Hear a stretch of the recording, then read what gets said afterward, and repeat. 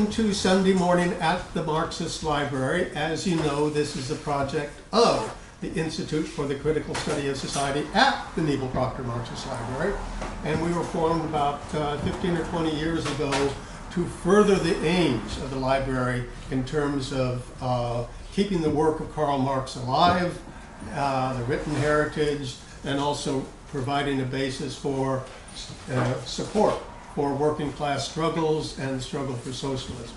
So that's what we do. We are a diverse group of scholars. Some of us are members of students and scholars and activists. Some of us are members of disciplined organizations. Some of us are members of undisciplined organizations. Some of us are simply independent Marxists, anarchists, Hegelians, and so forth. And small C commas. Right, and we share, however, a belief, respect for the work of Karl Marx, and our belief that his work will remain as important for the class struggles of the future as they have been for the past. And our normal program is we'll have our speaker for about an hour, roughly, and then we'll switch to Q&A after a little fun appeal. So Raj will, and I don't think there's any better exponent of the principles that we have here than Grover Furr, and Raj will introduce our speaker. Thank you, Gene. Grover Furr, Professor Grover Furr does not need introduction to you, so I'll keep it very brief. I met him in 2011 when he came here, and his first book had just come out, or was it? Yeah, it was come out. That's right. Khrushchev Lied. And since that time, I have read all of his books that he has written and some of his articles. And they are over here at on the table, the latest of which is the mystery of the Katyn Massacre, which happened during Second World War in Poland, and which is blamed on Soviet Union, primarily blamed. You know, the established wisdom is that it was the Soviets who killed. These were security officers, both police and military folks of the Polish army. Poland was hostile to Soviet Union, the Polish government, that is, and so it was about 15 to 22,000 estimate this happened, but it has been used like many other things, like the Moscow trials, like the collectivization of agriculture, and many other things, as a cudgel to beat up Stalin and indirectly defame actually existing socialism, the very first socialist state that built and succeeded. So I would give this floor now to Grover. Grover, welcome. Thank you once again. Where do you want me to stand? Is it okay if I stand here? Is it aimed at me? Yes. You have to Wide angle. You sure? Wide angle. You can sit also. It's a wide angle? Yeah, it's wide Okay. angle. All right, good. Thank you for the introduction. Thanks, Raj. Thank you all for coming to hear my talk. My latest book is this one here, which has just arrived. They had them shipped to Raj, and he brought them. The Mystery of the Katyn Massacre, The Evidence, the Solution. So I want to give a little introduction to just what the Katyn Massacre is. Now, is there anybody here who's not too clear about just what we're talking about the Katyn Massacre? I think a number of people probably aren't. So let me just give a brief introduction to what it is, and then I'll get to my talk, okay? In Europe, for whatever reason, Katyn is better known, and we'll get into that. But let me just give you a very brief introduction to just what we're talking about here. In April 1943, Nazi German authorities claimed that they had discovered thousands of bodies of Polish officers shot by Soviet officials in 1940. Now remember, the Germans and Allies invaded the Soviet Union in June 1941, right? But taking a step back, Germany and Poland went to war on September the 1st, 1939. Okay? So, what happened when Germany invaded Poland was that the Polish army was defeated very quickly. The Soviet Union sent the army in to occupy what had been Western Byelorussia and Western Ukraine. These were areas which belonged to Poland because Poland had seized them from the Russian Socialist Republic in 1920 to 1921. The Soviet Union itself wasn't formed until 1923.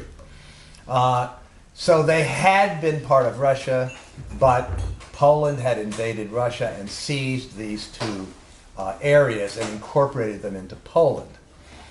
This is by anti-communists often called an invasion of the Soviet Union of Poland. But in fact, the Polish state had ceased to exist, and the Soviets were simply taking back these territories that had been lost in 1920.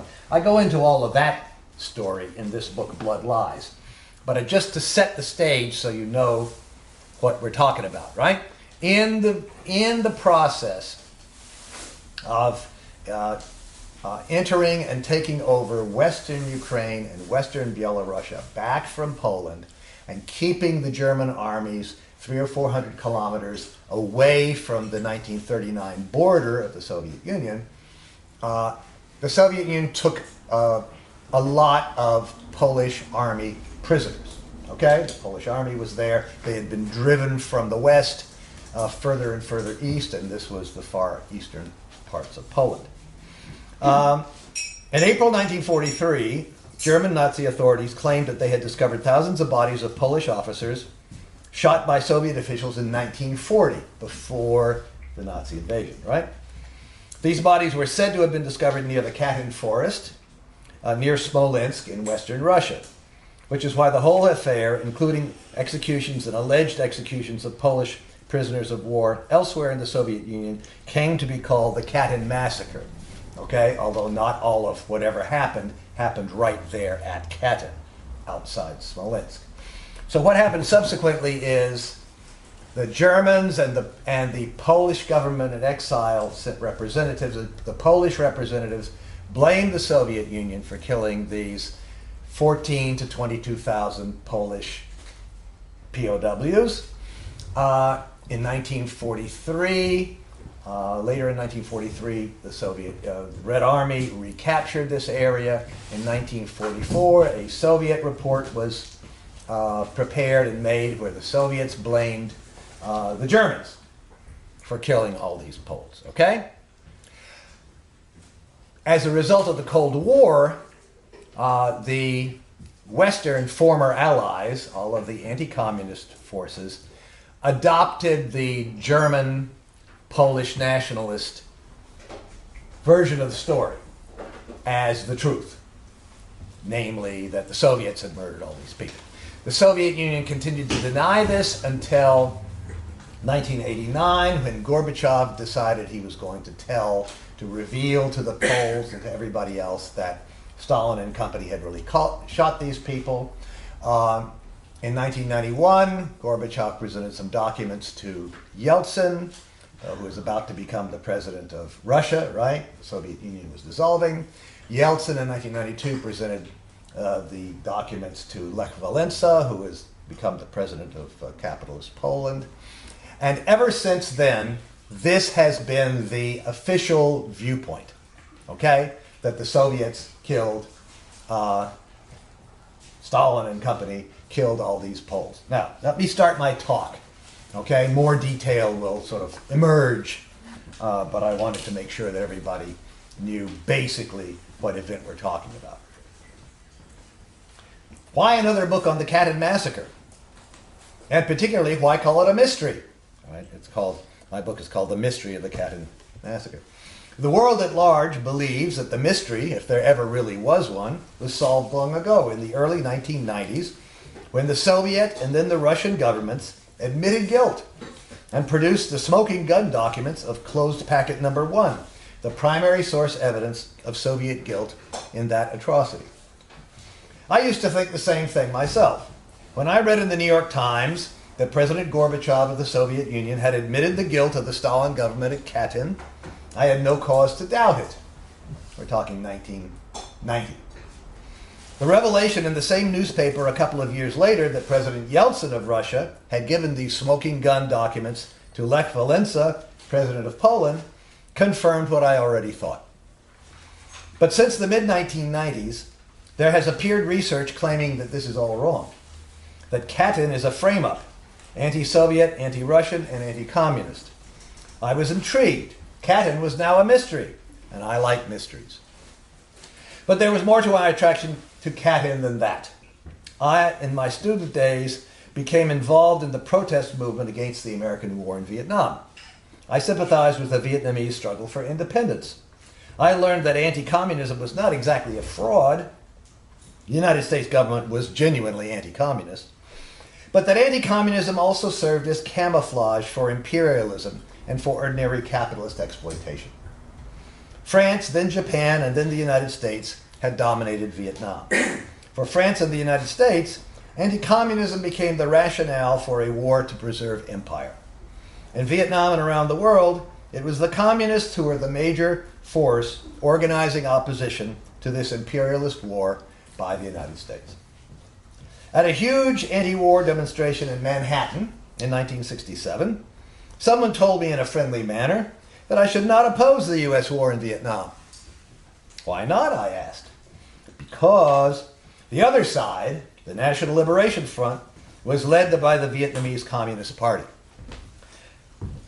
which was led by Ho Chi Minh. Ho Chi Minh had been trained by Joseph Stalin, and Stalin, he said, had murdered 40 million people.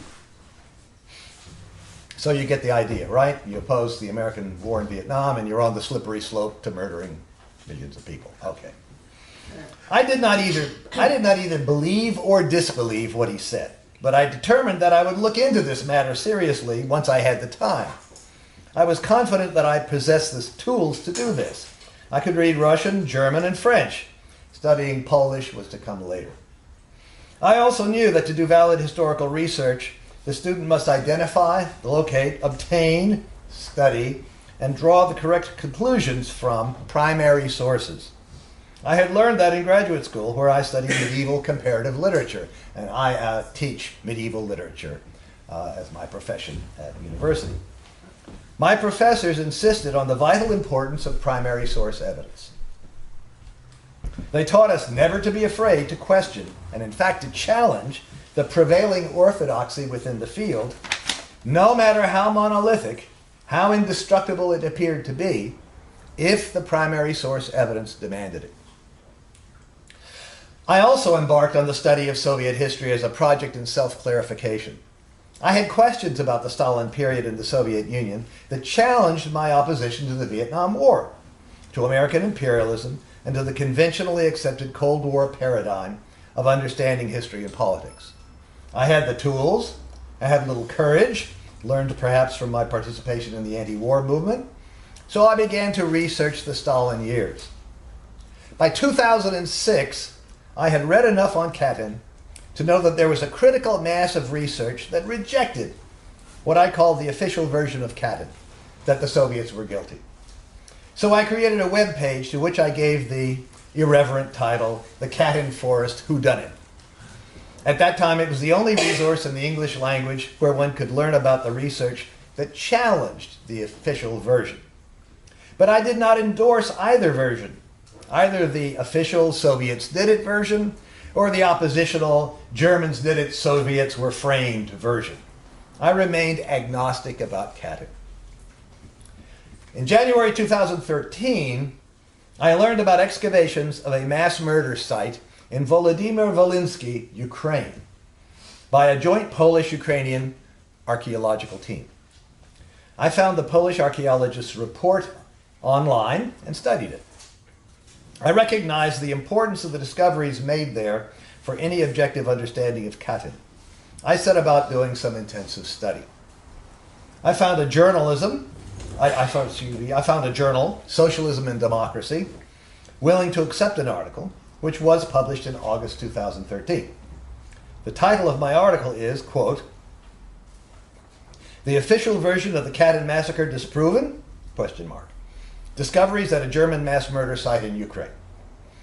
During the next 18 months, I printed up several hundred offprints of this article and mailed them around the world. After 18 months, I put a link to that article on my homepage. Before publication, my very helpful editor asked me, why the quotation mark? Why the question mark? In truth, I did not know why, except that it felt right. Once the article was published, I concentrated on mailing offprints and on researching and writing another book. I was very busy, but that question nagged at me. Why had I put that question mark there? Right? Just to remind you, the title of my article was the official version of the Katyn Massacre disproven? Question mark, right? At length, I realized that I was still not fully convinced myself that the official version of Katyn had indeed been disproven. As much as I knew about Katyn, I still did not know enough. When a detective sets out to solve a mystery, he or she doesn't care who's guilty. The detective approaches the task of solving the crime objectively. In The Adventure of the Red Circle, we find the following exchange between Sherlock Holmes and Dr. Watson. "It is art for art's sake, Watson," says Holmes. "I suppose when you doctored, you found yourself studying cases without thought of a fee?" "For my education, Holmes." "Education never ends, Watson. It is a series of lessons with the greatest for the last. This is an instructive case. There is neither money nor credit in it, and yet one would wish to tidy it up." Holmes's words precisely expressed my deeper motive in researching and writing this book. For there is neither money nor credit in it. On the contrary, I can be assured that I will be attacked and slandered by those who are horrified to look the truth in the face and discover that it is not at all what they want it to be. Yet, one would wish to tidy it up, to solve the mystery. To solve any mystery, we must first identify the relevant evidence. And concerning Katyn, there is a mountain of material that is often taken to be evidence.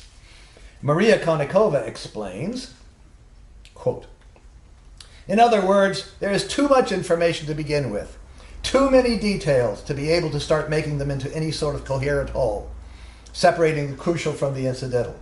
When so many facts are piled together, the task becomes increasingly problematic. You have a vast quantity of your own observations and data, but also an even vaster quantity of potentially incorrect information from individuals who may not have observed as mindfully as you have. That is the situation that faces us in the case of Katyn."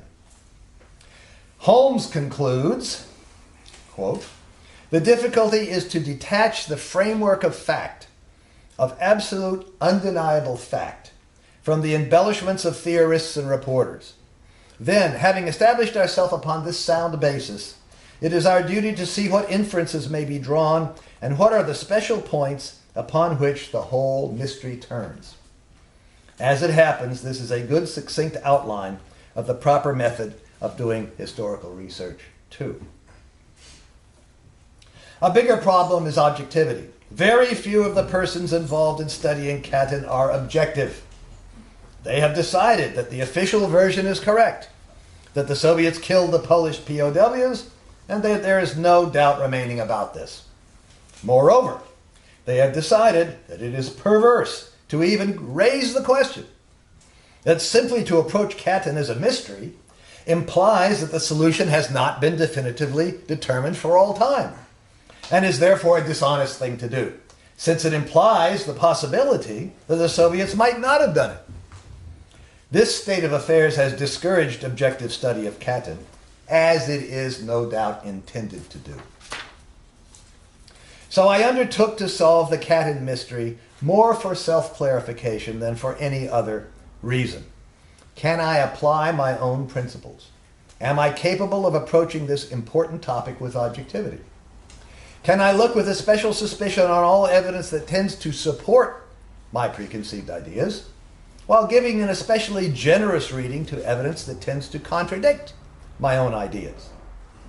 If the evidence demands it, am I capable of concluding that Stalin and the Soviet leadership did indeed kill the Polish POWs, as the official version states?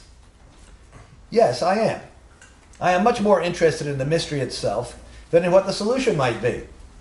Besides, it is more satisfying to demand objectivity of oneself than to take the coward's way out and either decide for the stronger side and thus win a dishonest approbation, or to assert the unpopular side out of bias and prejudice, and thus know in my own mind at least that I am afraid to face the truth. I agree with historian Jeffrey Roberts when he says, quote, "I should make it clear that as a historian, I have a strong orientation to telling the truth about the past, no matter how uncomfortable or unpalatable the conclusions may be. I don't think there is a dilemma. You just tell the truth as you see it." My research concludes that the Germans, not the Soviets, are guilty of the mass murders known as the Katyn Massacre. This is the same conclusion as is drawn by a few Russian researchers, including the late Sergei Strygin, Vladislav Shved, Valentin Sakharov, Yelena Prudnikova, and Ivan Chigirin. But I have not followed the method that these researchers have used. Instead, I have used the method that a detective would employ. A detective who did not care who was guilty, but whose aim was solely to find out the truth and report the truth and let the chips fall where they may. By that time, I had been studying Katyn for years. I knew that there are only a few documents that constitute the primary source evidence in this case. Once I began to systematically sort, categorize, and study this evidence, I realized that there are only a few bits of evidence that cannot possibly have been fabricated or falsified in order to bias the case in favor of one or the other version.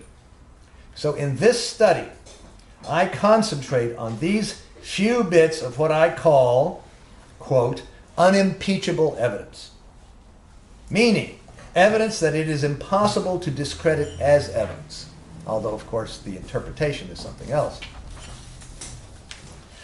This book is written for the student of history who wants to know the truth, even when that truth is disillusioning, in that it forces her to set aside her own illusions, her preconceived ideas, and actually change her mind.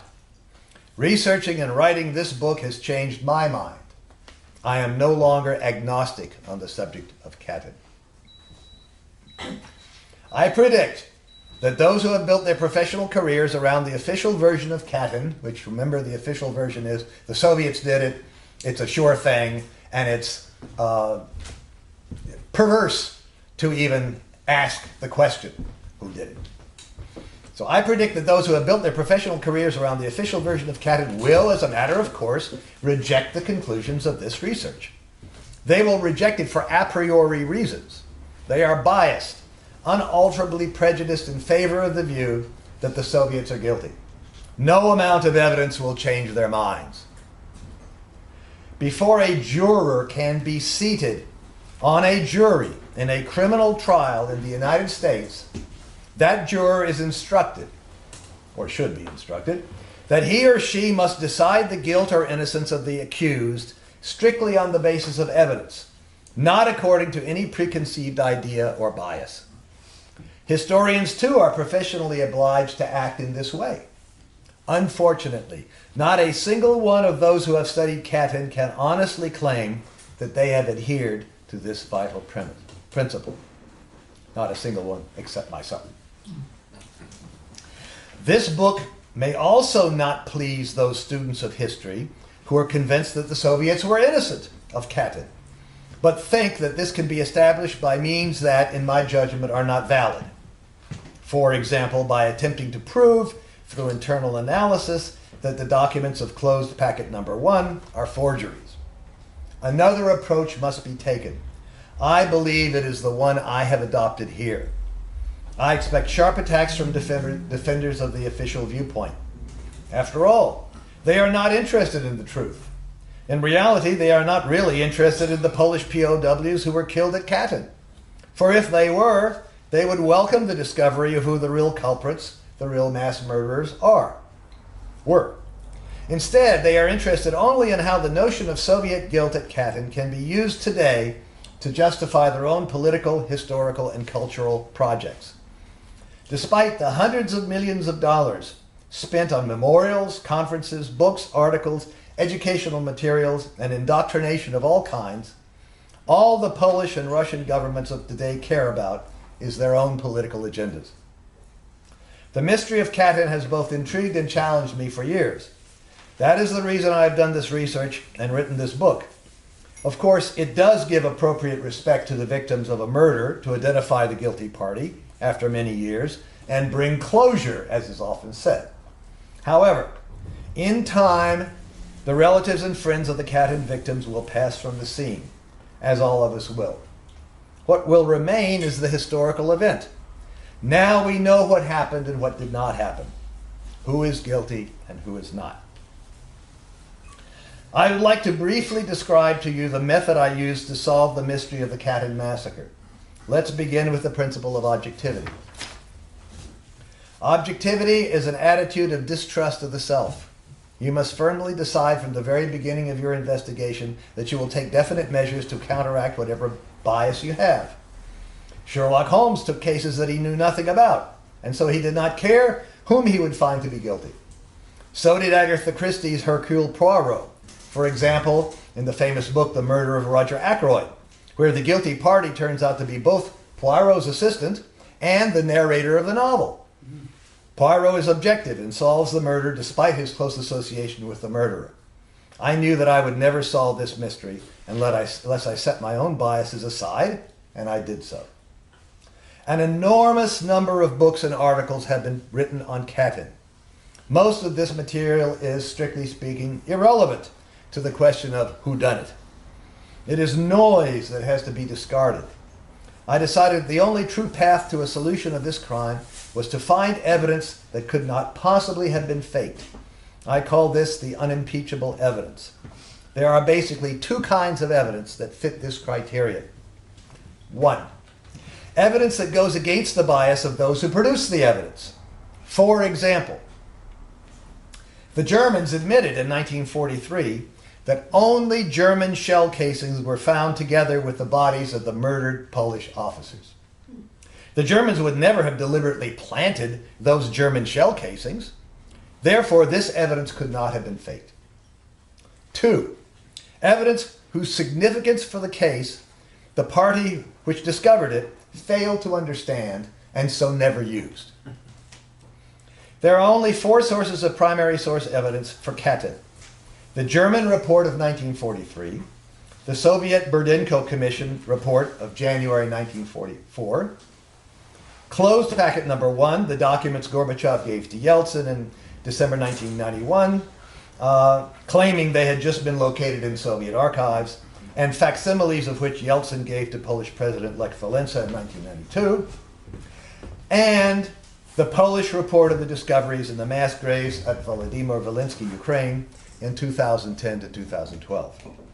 There are no other sources of primary source evidence concerning the question of who murdered the Polish POWs.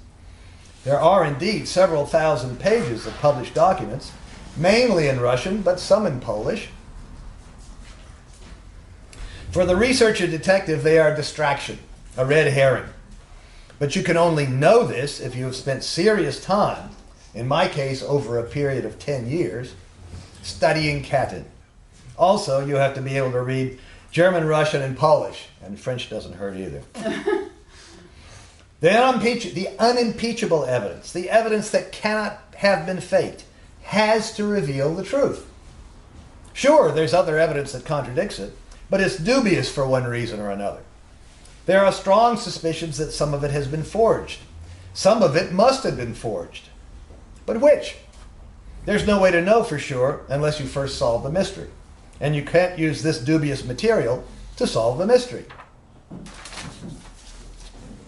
My study of the unimpeachable evidence takes up the first 100 pages of this book. This is the book. This is the solving the mystery part. If this were really a detective story, that would be it. The mystery is solved, the end. But of course, there's more. In the case of Katyn, my conclusion contradicts all the mainstream scholarship, the official version. In the real world, where anti-Stalinists and anti-communists have all the power, It is taboo to question this official version. We are told that, quote, this is what I've been told, only communists, dishonest people, and kooks, end quote, question this official version, which is that the Soviets were guilty. Denying that is compared to denying the Holocaust. It is morally unacceptable in mainstream discussion to question the official version that Stalin et al. Murdered the Poles. There are many aspects of the Katyn Massacre issue that I do not explore in this book. That's because I concentrate on two things. First, solve the mystery. Discover who murdered the Poles.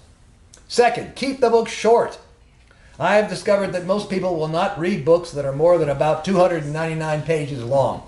Once you hear that, once you see that word 3, most people just, oh no, this is not for me, you know? Too long. It's okay, so this book is 260 pages long, okay? You could write a lot more, but I don't. Here I want to mention one facet of this mystery that I discovered, but didn't put in the book, because it isn't directly relevant to solving the mystery. It concerns Nikita Khrushchev. I've written a whole book on Khrushchev's infamous secret speech to the 20th Party Congress. That's this one here, Khrushchev Live, okay?